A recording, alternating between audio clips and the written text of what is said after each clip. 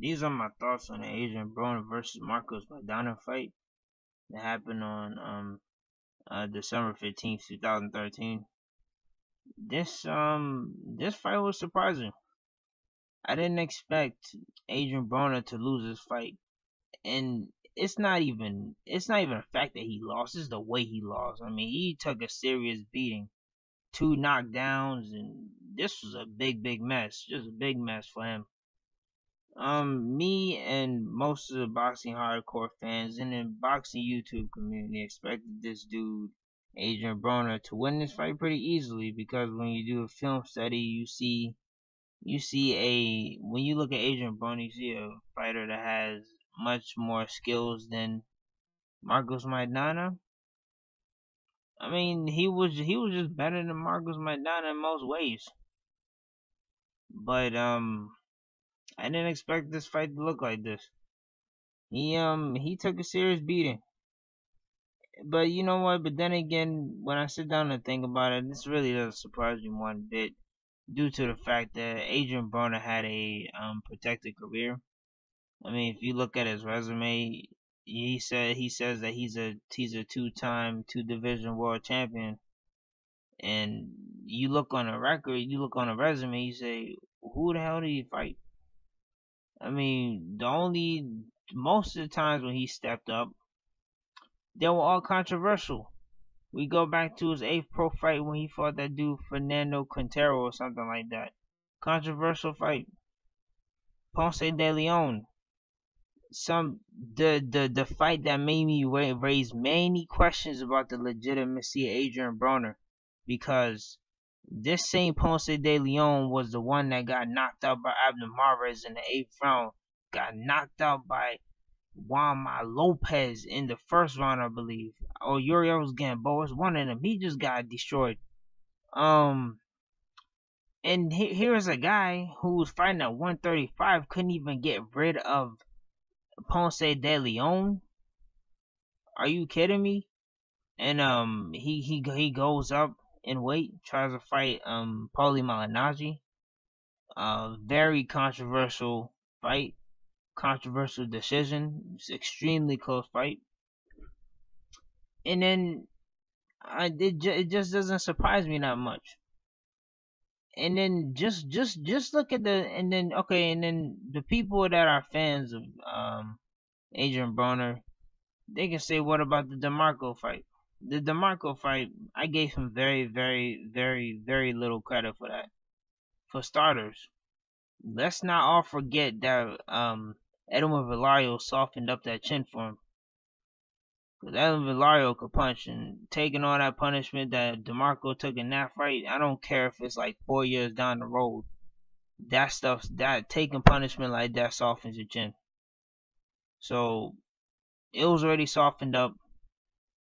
DeMarco came in there and did something that I did not expect him to do, which was stand there and try to eat every shot that Adrien Broner threw. I don't care if you had to go 12, if you are a 32-year-old man that had to go 12 rounds with a 12-year-old kid. If you're eating as many shots as DeMarco was, there's no way you're not gonna get knocked out. As a matter of fact, DeMarco had better defense in his fight against Jorge Linares.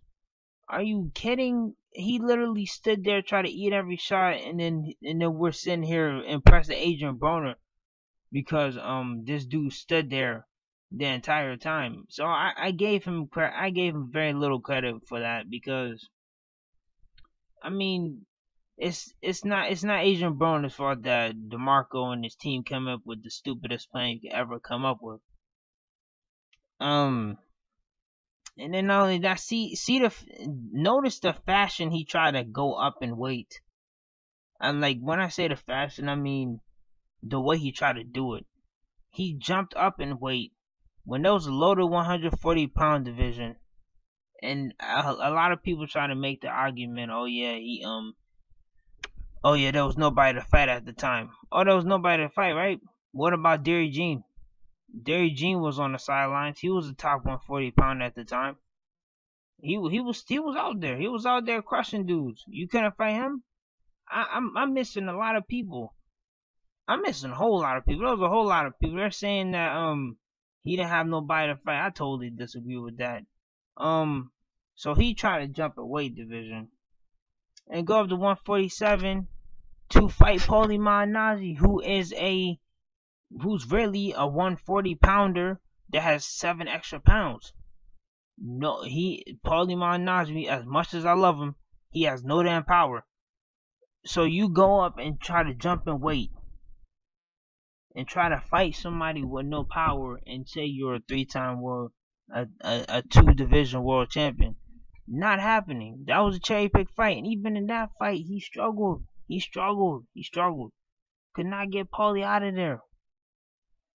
And and then he tried to go in his next fight and go and try to fight somebody that's a full-fledged welterweight that can crack, and he's relying on his arrogance and his defense to save him. Not happening. How was that going to happen? That's not going to work. And when I sat down and thought about this prediction, I'm like, no wonder why I got it wrong. I didn't really think it through. I thought Adrien Broner's defense was better than that, but it wasn't necessarily Adrien Broner's defense, because Paulie said it, and every defensive fighter knows it. The only good way to really know defense is know what's coming. And he didn't understand Marcos Maidana's weird angles. Because Marcos Maidana was just doing some really awkward stuff in that ring, but it was working very, very well. And I don't know what else to say. He wasn't really legit to me in the first place. In addition to that, I want to say something else. He definitely reminds me of a lot of other fighters. He reminds me of Amir Khan. That's one person who already has a padded record. I always give Amir Khan credit, because up until Devin Alexander was calling him out, he was willing to fight anybody. So I give him credit for that. But at the same time, his handlers made him have a padded career. He was fighting, joke fighters in the UK, which is okay, because he's just starting out, coming out of the Olympics, and then he gets knocked out by Brady Prescott, and just because he's such a big draw and everyone loves him in the UK, they somehow sweep that fight under the rug, and then they bring him over. Then he comes over to America to work with Freddie Roach, thinking that's going to help. They put him in with competition, just like Adrien Broner, an old Marco Antonio Barrera that don't even have half the skills, that doesn't even have half the reflexes and half the abilities he had when he was young, to come and fight a primed, fast, quick hands, quick feet Amir Khan. Oh, how do you think that fight was going to end? It was competition like that, not until they put him in there with a real fighter. Somebody where they couldn't excuse me. No, as a matter of fact, I take that back.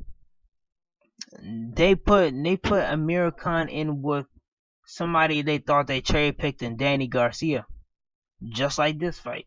And guess what happened? He got knocked out. Another person who comes to mind, unfortunately, a guy I really like, Andre Berto. Andre Berto had the same situation with Adrien Broner. The whole time he was coming up, they're pretty much, laying out the yellow brick road for his career. He's walking on yellow brick road, fighting all these easy fights, fighting a washed up Stevie Forbes, fighting all these guys.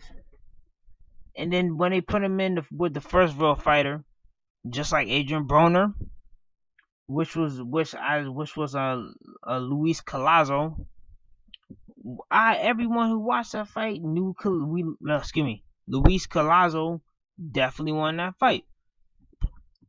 And then after that, they try to cherry pick again, like they did like Al Heyman tried to do for Broner, and they try to cherry pick Victor Ortiz, because they thought, oh yeah, this guy has no defense, he has a little bit of power, who cares about this guy? Comes in there destroys Andre Berto and takes the WBC title straight out of Andre Berto's hands. And that's what I'm saying. Those two people, and I'm missing some more people because there's a lot of people like Peter Quillen and all those guys. It hasn't happened to Peter Quillen yet, but his time's coming. His time's definitely coming. And I like Peter Quillen. I don't like saying anything bad about him, but his time's coming, man. Because they're trying to pad his record. Gabe exposed him. Nadam exposed him. And he might be the next victim of this. So all I have to say to sum this video is pretty much the next time we as boxing fans see some slick talking, kind of arrogant, kind of cocky dude, let's not listen to what he says when he says silly statements like, "Oh, I'm the next Mayweather," and all this. Next time we should stop listening to this guy, stop paying attention to his antics, and start letting him prove himself in the ring, which is something that Adrien Broner never did. In the time that he was supposed to do it, he damn near gets knocked out. Maybe as boxing fans, we can finally appreciate the guys that actually show us that they are the real deal. Example, Timothy Bradley. I mean, the way Adrien Broner was talking, you would think he has a resume like Timothy Bradley, but he didn't even have nowhere near. He didn't even fight anybody.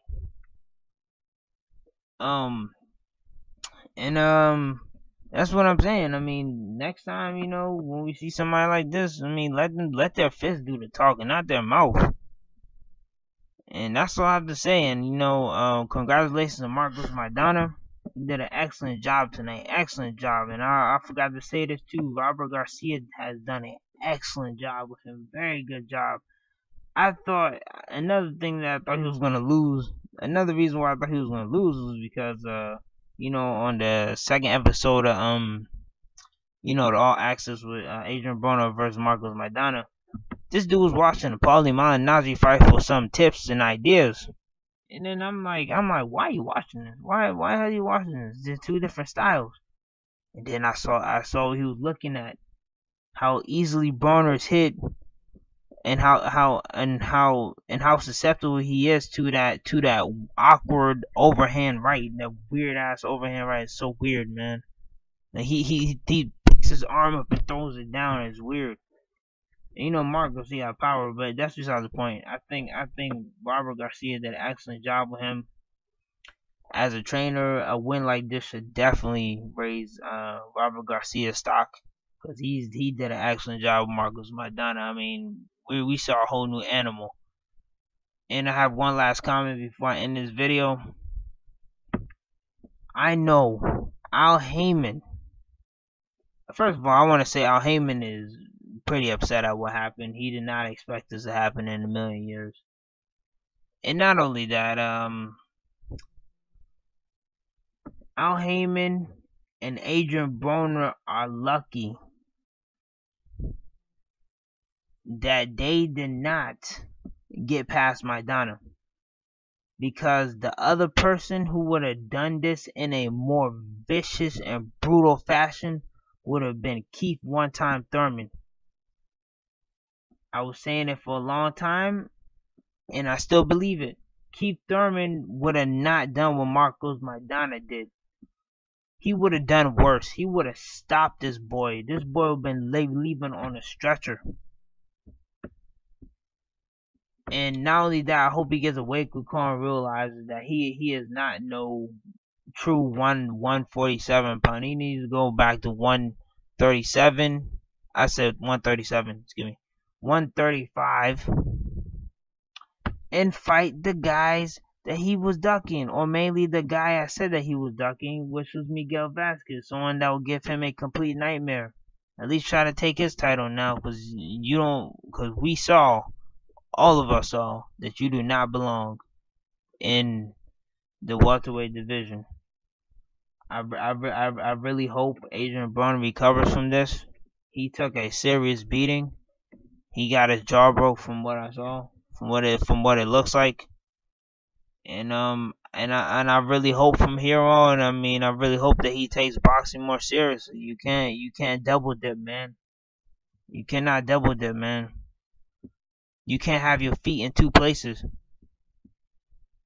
cause you just can't. It just doesn't work. You can't eat your cake and have it, man. But that's all I gotta say. Sayonara, peace out.